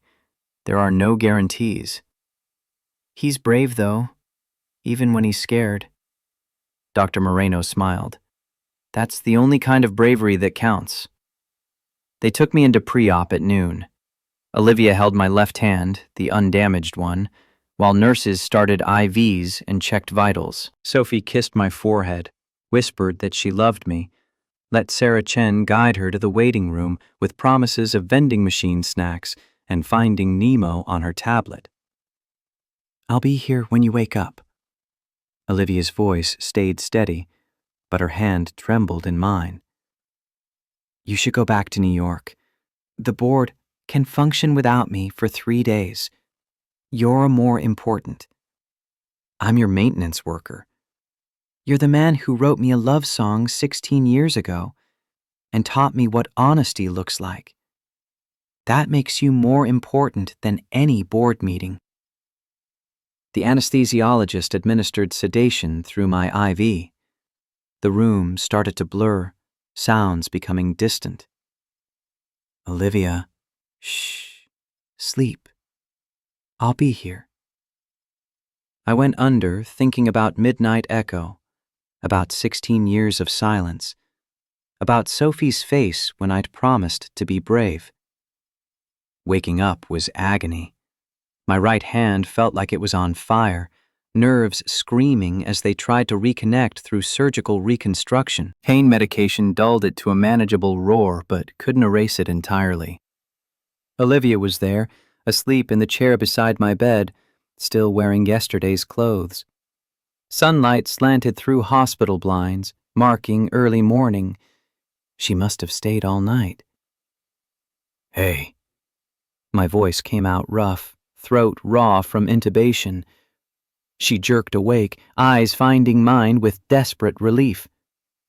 "Hey, yourself. How do you feel?" Like someone took my hand apart and put it back together wrong. "Dr. Moreno says the surgery went well, better than expected. They were able to reconnect nerve pathways they didn't think were salvageable." "That doesn't mean they'll work." "No, but it means there's hope." Sophie burst through the door at 7 a.m., Mrs. Chen trailing apologetically.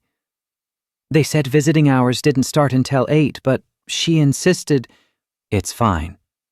I managed a smile for my daughter. "Hey, sweetheart." She climbed carefully onto the bed, avoiding my bandaged hand, and pressed her face against my shoulder. "You're okay. Sarah said you'd be okay, but I needed to see." "I'm okay. Surgery's done. Now comes the hard part, waiting to see if it worked." "It worked. I know it did." Her faith was absolute, terrifying in its certainty. What if the surgery failed? What if I'd raised her hopes only to crush them when my hand stayed broken? Recovery was brutal. 4 hours daily of physical therapy, exercises that made me sweat and curse and question why I'd agreed to this. The therapist, a sadist named Marcus who looked like he bench-pressed cars for fun, pushed me to the edge of tolerance and then slightly beyond. "Range of motion is good. Grip strength is returning faster than expected. Can you feel this?" He pressed something sharp against my palm. "Yeah, hurts like hell." "Good. Pain means nerves are working. Try to flex each finger independently." I focused on my index finger, willing it to move. It twitched. Just a tremor, but movement I hadn't managed in 12 years. Holy shit. That's the spirit. Again. Slower this time. By week 2, I could move all 5 fingers independently. By week 3, I could hold a pencil. By week 4, Dr. Moreno cleared me to start piano exercises, nothing complex, just basic scales and finger patterns to rebuild muscle memory. Olivia rented an apartment near the hospital for the recovery period, claimed she was working remotely, but I saw her in video calls with the board, defending decisions, managing the Preston investigation fallout, running her empire from a laptop in a Baltimore rental. Sophie thrived. She'd made friends with other kids in the hospital, children facing surgeries far more serious than mine, fighting cancer and congenital defects with the casual heroism of the young. She came back from the pediatric ward one afternoon, somber and thoughtful. "Daddy, there's a girl here who needs a new heart. She's 8, and she might not get one in time." "That's very sad, baby." It made me think about Mommy, about how some things doctors can't fix. She climbed into my lap, carefully, always careful of my healing hand. "But they fixed you, so maybe they'll fix her too." "Maybe." "Do you think Mommy would be happy you got the surgery?" The question caught me off guard. "Why do you ask?" "Because sometimes I think maybe you didn't want to get better. Like staying broken was how you remembered her." Jesus. 7 years old and already cutting through my bullshit with surgical precision. Mommy wanted me to be happy, to live my life fully. Getting the surgery honors her memory more than staying broken ever could. And loving Ms. Sterling? Does that honor Mommy too? I don't... Sophie, it's complicated. You keep saying that, but it's not complicated. Mommy's gone. She's not coming back. And Ms. Sterling is here, and she makes you smile the way you used to smile at Mommy. You're okay with that? Me caring about someone who isn't your mother? Sophie's brown eyes, Rachel's eyes, held wisdom beyond her years. Mommy told me before she died that you were going to be very sad, that I should be patient with you because grief makes people forget how to be happy. But she said eventually you'd remember, and when you did, I should be happy for you. Tears stung my eyes. When did she tell you this?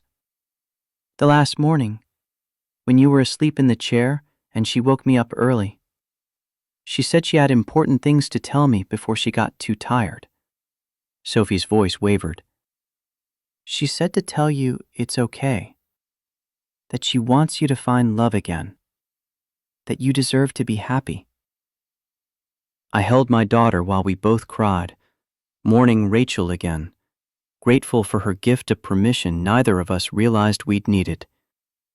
At 6 weeks, Dr. Moreno ran comprehensive tests: nerve conductivity, range of motion, grip strength, fine motor control. She studied the results with the careful neutrality of someone who'd learned not to promise miracles. 78% functionality compared to pre-injury baseline. That's exceptional for the level of damage you sustained. 78%. Is that enough to perform? That depends on your definition of perform. Concert-level virtuosity? Probably not. Teaching? Absolutely. Playing for personal enjoyment and moderate professional work? Very likely. She pulled up comparison scans, showed me the before and after of my hand's internal landscape. These pathways we reconstructed are functioning beautifully. You'll never have the speed and precision you had at 20, but you have enough to make meaningful music. The question is whether you're willing to redefine what success looks like. That night, Olivia found me at the apartment's piano, an upright rental she'd arranged, claiming the building had it in storage. I sat at the keys but hadn't touched them yet. You've been staring at it for 20 minutes. What if I try and fail? What if the surgery was successful, but I'm too damaged psychologically to actually play? She sat beside me on the bench. Then you'll know. And knowing is better than wondering. Is it? You tell me. You spent 16 years wondering about the song, about whether I'd recognize it, about what would happen if we met again. Was wondering better than knowing? Knowing destroyed both our lives. Knowing freed both our lives. She took my right hand gently, traced the surgical scars that overlaid the old ones. We were both living in prisons we'd built from grief and fear and obligation. The song opened the doors. What we do with freedom is up to us. I placed my hands on the keys, felt the familiar ivory beneath my fingers, started with middle C, just one note, held until it faded. Then D, then a simple C major scale, ascending and descending. The sound was rough, unpracticed, but it was music. Real music, coming from hands I'd thought were finished. Sophie appeared in the doorway, eyes wide. Keep going, Daddy. I played Midnight Echo. Not the virtuoso version from 16 years ago, not even the damaged but determined version from the Christmas party.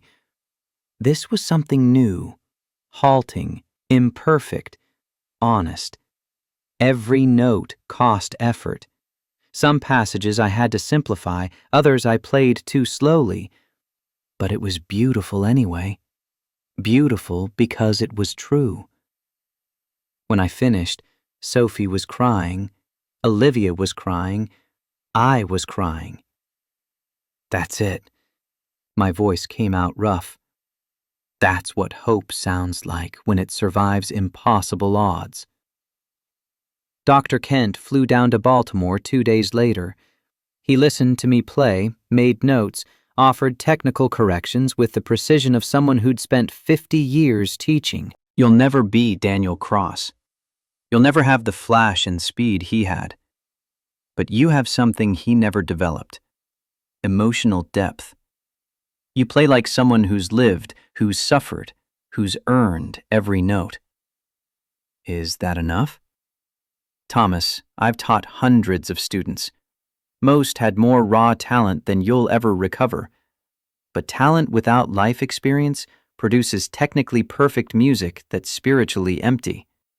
What you're playing now, that's the kind of music that changes people.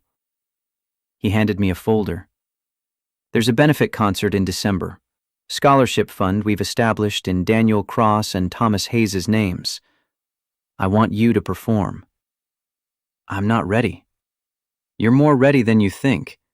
And the students we're raising money for need to see that success isn't just about perfect technique. They need to see someone who rebuilt themselves from catastrophe and still makes beauty. Olivia had been quiet during Kent's visit, but after he left, she exploded. You have to do it. You have to perform at that concert. I can barely play intermediate pieces without mistakes. So make mistakes. Show people that perfection isn't the point. Show them that getting back up matters more than never falling down. Easy for you to say. You're not the one who will be humiliated in front of 500 people. No, I'm just the one who stood in front of her board and admitted her fiancé was a criminal while they decided whether to keep me as CEO. We've both got skin in the game here.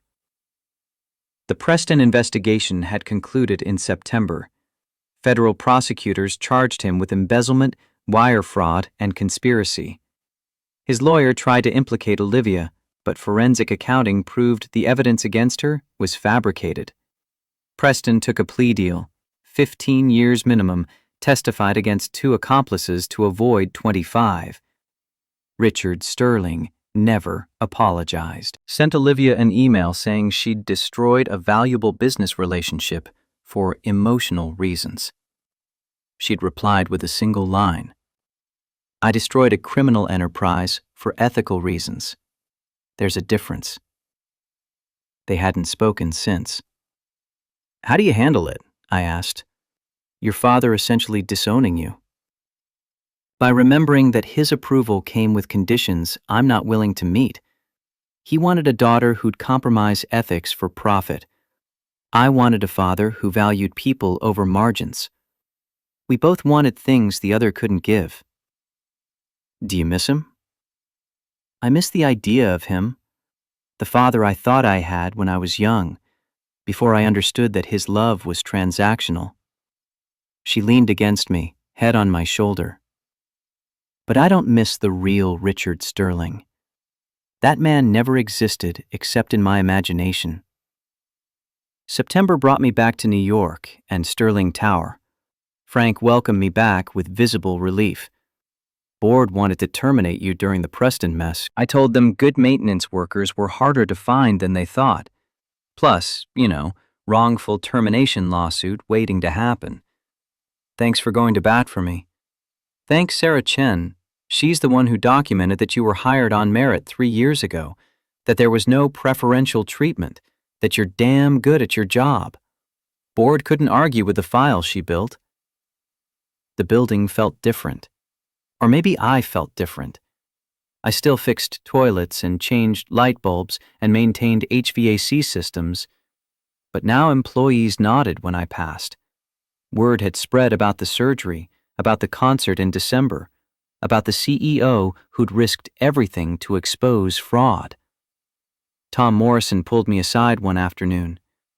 Hayes, I need to ask you something personal. Are you and Miss Sterling actually involved? We're friends. That's not what I asked.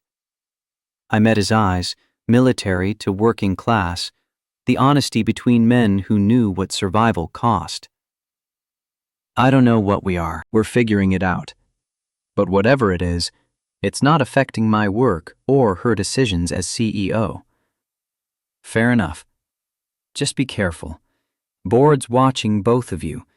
They're looking for any excuse to claim impropriety. Noted. Sophie started second grade that fall, came home with artwork and spelling tests and stories about her new best friend Madison. She'd grown 2 inches, was reading chapter books, had opinions about everything from dinner choices to global politics. "Daddy, why don't you and Miss Sterling just get married?" "Because marriage is complicated, sweetheart. We're still figuring out if we work as friends." "You work great as friends. I see how happy you are when she visits, how you smile at your phone when she texts, how you play piano differently now, like you're playing for someone instead of just for yourself." "When did you get so observant?" "I'm 7. I notice everything." October brought the first real cold, leaves turning gold and crimson in Central Park. Elizabeth and I walked there on Sunday afternoons when Sophie had playdates, just walking and talking and learning each other's rhythms. The board approved a review of all Sterling Productions settlements from the last 20 years. They want to identify anyone who was unfairly compensated after workplace injuries. That's a lot of settlements. 43 so far. Most were legitimate, but 7 look like what happened to you. Serious injuries from negligence, paid just enough to avoid lawsuits. What are you going to do? Reach out to each person, offer genuine compensation, job assistance if they need it, public acknowledgement that my father's company failed them. She kicked at fallen leaves. It won't undo the damage, but it's a start toward building something honest. Your father's going to lose his mind. My father can rot in Palm Springs for all I care. I'm not running his company anymore. I'm running mine. November brought intensive rehearsals for the December concert. Dr. Kent arranged practice time at a Manhattan studio, brought in an accompanist to help me prepare. I'd chosen 3 pieces: Midnight Echo, a Chopin nocturne, and something I'd been composing in stolen hours. The new piece was called Second Movement. Built from Midnight Echo's themes, but transformed, where the original spoke of yearning and distance, this spoke of connection and courage. Where the original grieved, this celebrated. Sophie listened to me practice it one evening, curled in the studio's corner with her homework. "That's beautiful, Daddy. It sounds like you found what you were looking for." "What do you think I was looking for?" "The same thing everyone looks for. Someone who sees you and stays anyway." I stopped playing, turned to face her. "You're 7. How do you know about this stuff?" "Mommy used to say it, that she saw all your broken pieces and loved you more because of them, not despite them." She was right. "And Miss Sterling sees your broken pieces too. I can tell because she looks at your hand the way you look at her, like the scars are proof of something valuable, not something to hide." Out of the mouths of children. The concert was scheduled for December 22nd, exactly 1 year after the Christmas party that changed everything. Sterling Tower Ballroom, 500 guests, media coverage that would either resurrect my reputation or confirm I was finished. Olivia arranged for Sophie to sit front row with Sarah Chen. Mrs. Chen insisted on coming, brought her church friends, turned it into a whole production. Dr. Kent handled the program, added my bio with careful honesty. Scholarship student who helped complete Daniel Cross's masterwork, injured in workplace accident, recovering after reconstructive surgery. Backstage the night of the concert, my hands shook, not from nerve damage, but pure terror. What if I freeze? What if muscle memory fails? What if everyone realizes I'm a fraud who got lucky with 1 surgery? Olivia took my face in her hands, forced me to meet her eyes. "Listen to me. You've already survived the worst thing that could happen. Your hand was destroyed, your career ended, your wife died, and you kept going. This is just playing music for people who already love you. What if? Then you stop, you breathe, and you start again. That's what humans do. We stumble, and we keep going anyway. Sophie appeared, beautiful in a navy dress she'd picked herself. Ready, Daddy? No. But I'm going anyway. That's what brave means. The stage lights were blinding. I couldn't see individual faces, just an ocean of silhouettes. Sophie sat front row center, giving me a thumbs up that made my throat close. I sat at the grand piano, adjusted the bench, placed my hands on the keys. Started with Midnight Echo. The opening bars came easily, muscle memory taking over. But midway through the second section, my right hand cramped, sharp pain shooting from palm to elbow. Fingers stuttered on the keys, the melody fracturing. I felt Sophie's presence even though I couldn't see her clearly. Felt her touch on my shoulder, the way she'd done during practice when I struggled. Solidarity without words. I pushed through, compensated with my left hand, simplified passages my right couldn't navigate, made the imperfection part of the performance instead of a failure to hide. The final notes hung in the air like a question finally answered. Applause erupted, standing ovation that went on long enough that I worried they'd never let me continue. But I raised my hand for silence, spoke into the microphone. This final piece is new. I call it second movement because every great piece of music has more than one part.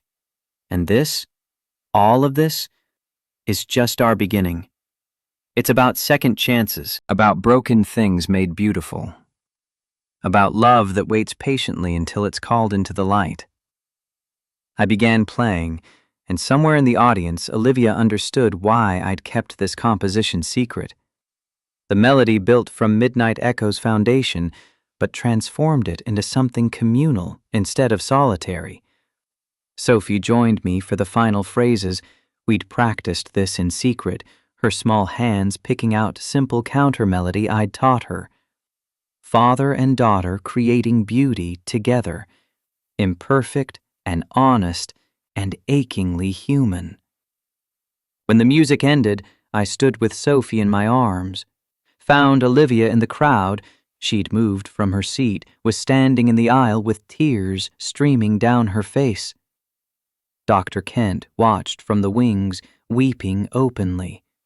He'd taught thousands of students over 50 years, but this, watching a broken man reclaim his voice through love, a frozen woman thaw through courage, this was the masterpiece. The after-party blurred together, donors congratulating me, students asking questions, media requests I deflected to Kent. But eventually, the crowd thinned, and I found Olivia on the ballroom balcony, looking out at the city lights. You were magnificent. I was adequate, which is more than I hoped for. You were human, real. That's worth more than technical perfection. I stood beside her, shoulders touching in the December cold. What happens now? Now we figure out what this is, what we are. She turned to face me. The board's oversight period ends in January. After that, I'll have more freedom. And you'll be teaching piano. Kent's already got you lined up with students. So we wait? Keep pretending we're just friends who happen to text constantly and think about each other every waking moment? Or we stop pretending. Her voice carried the same determination she'd used to face her board. The world already thinks we're together. Might as well make it honest. Your reputation was built on lies and compromises. I'd rather have honesty and you than another decade of Ice Queen armor. She took my scarred hand, held it like it was precious. Besides, you taught me something important. Love isn't about ownership. It's about seeing someone's broken pieces and loving them more because of them, not despite them. Sophie appeared in the doorway, grinning like she'd won a lottery. "Are you done being scared? Can we go home now?" "Yeah, sweetheart. We can go home." "All of us? Together?" Olivia looked at me, question in her eyes. I nodded. "Yeah, baby. All of us together." 6 months later, we stood in the same ballroom, but this time for a different celebration. Sterling Capital had established a foundation to compensate victims of workplace negligence, started with the 43 cases from Richard Sterling's era. The event honored those who'd rebuilt their lives after corporate indifference tried to destroy them. The cellist I'd saved in Cleveland was there. She'd gone on to play with the Boston Symphony, raised 2 kids, lived the life my sacrifice made possible. She found me during cocktail hour. "Thomas Hayes, I've wanted to thank you properly for 16 years. "No thanks necessary. Anyone would have done the same." "No, they wouldn't have. Most people freeze in crisis. You moved." She gestured at her children, playing with Sophie near the dessert table. "My whole life exists because you didn't freeze. That deserves more than $75,000 and a gag order." "It deserves nothing. I'm just glad you're okay." After she left, Olivia slipped her hand into mine. "Still think you're just an ordinary guy?" "I'm a guy who got lucky with his choices. Could have easily gone the other way. But it didn't. And now you're teaching piano to 15 students, playing weekend gigs at jazz clubs, raising a daughter who's wise beyond her years and—" She paused, smile playing at her lips. "And putting up with a workaholic CEO who still doesn't know how to cook." "You're learning. Last week's pasta was almost edible." "Ass." Sophie ran over, breathless with excitement. "Daddy, Miss Sterling, Madison's mom says we can have a sleepover next week. Can I? Please?" "We'll talk about it later, sweetheart." After she ran off, Olivia studied me with calculating eyes. "You know what a sleepover means, right? Whole night with the apartment to ourselves?" "I'm aware." "And you're blushing like a teenager. It's adorable." "I'm 37. I don't blush." "You absolutely do." She kissed my cheek, lingering just long enough to make my pulse race. "We should probably discuss logistics. My place or yours?" "Yours has better soundproofing." "For the piano," I added quickly. "Sure, for the piano." That's definitely what I was thinking about. We've been taking things slowly, dates that ended with goodnight kisses, family dinners with Sophie, learning each other's routines and quirks and damage. But the sleepover would change things, add physical intimacy to emotional connection. "Are you nervous?" She asked it quietly, vulnerability showing through CEO confidence. "Terrified. You?" "Same. But Rachel was right. Some things are worth being scared about." "You never met Rachel. How do you know what she'd say?" "Sophie tells me. She says her mom told her that you deserved to find love again, that she wanted you to be happy." Olivia's eyes shimmered with unshed tears. "I wish I could thank her for giving you permission, for being generous enough to want your happiness even after she was gone." "She was better than I deserved." "You're better than you think. That's what people who've survived impossible things never understand.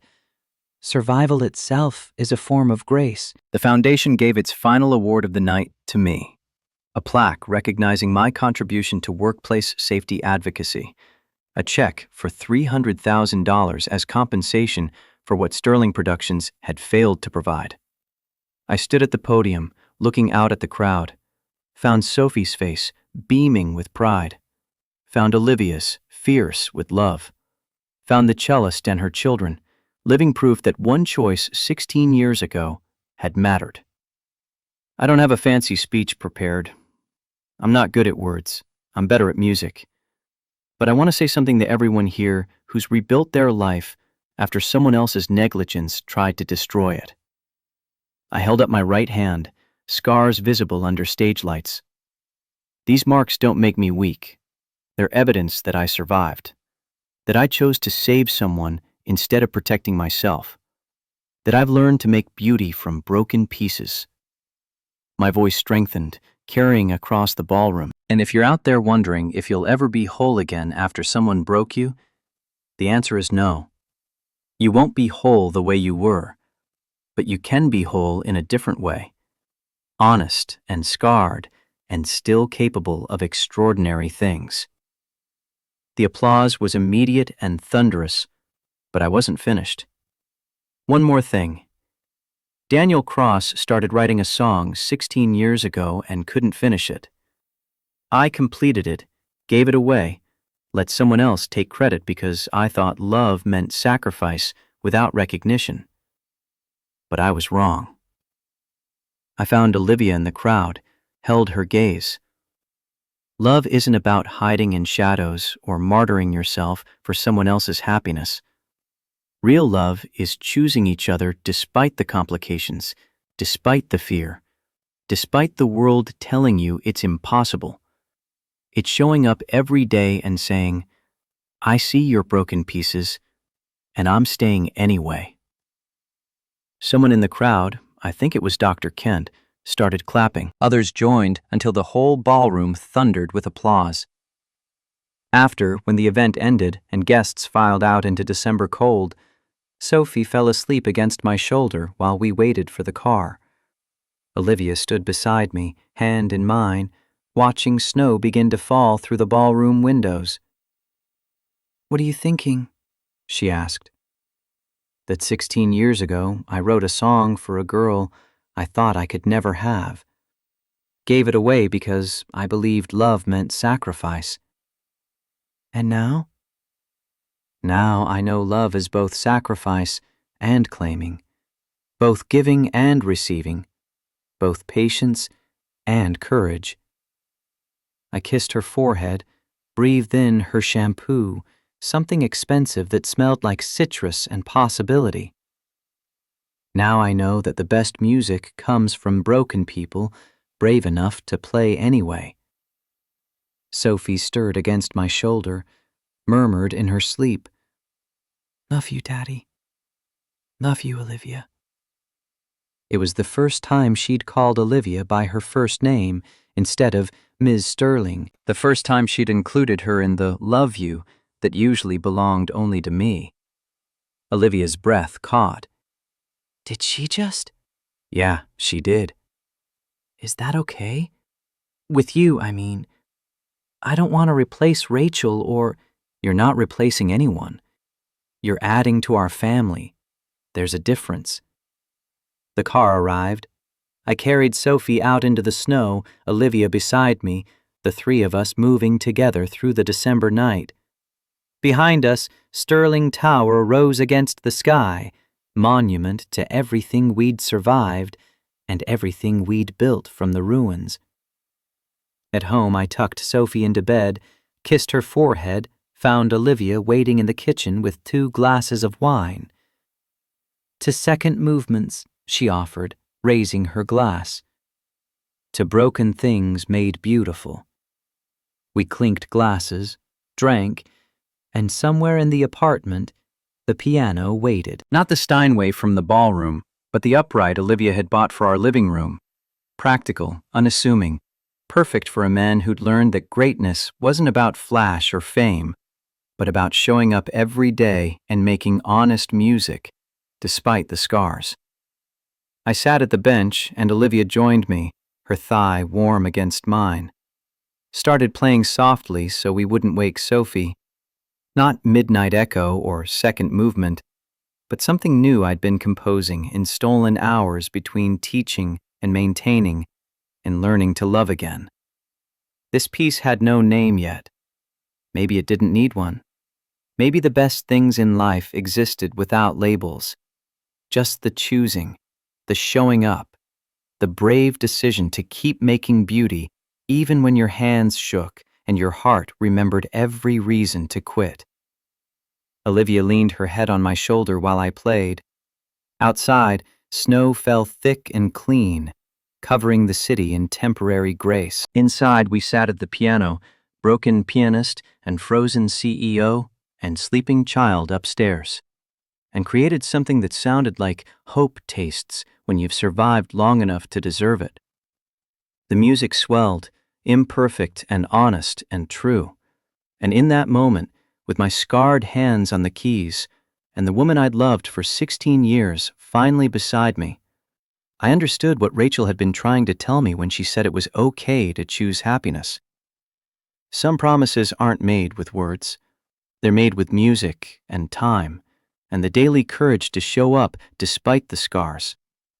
They're made when you teach a 7-year-old that being brave means doing scary things anyway. They're made when you choose honesty over comfort, truth over image, love over fear. And sometimes, if you're very lucky, those promises don't break you. They rebuild you into something better than you were, still damaged, still imperfect, but finally, beautifully, completely alive.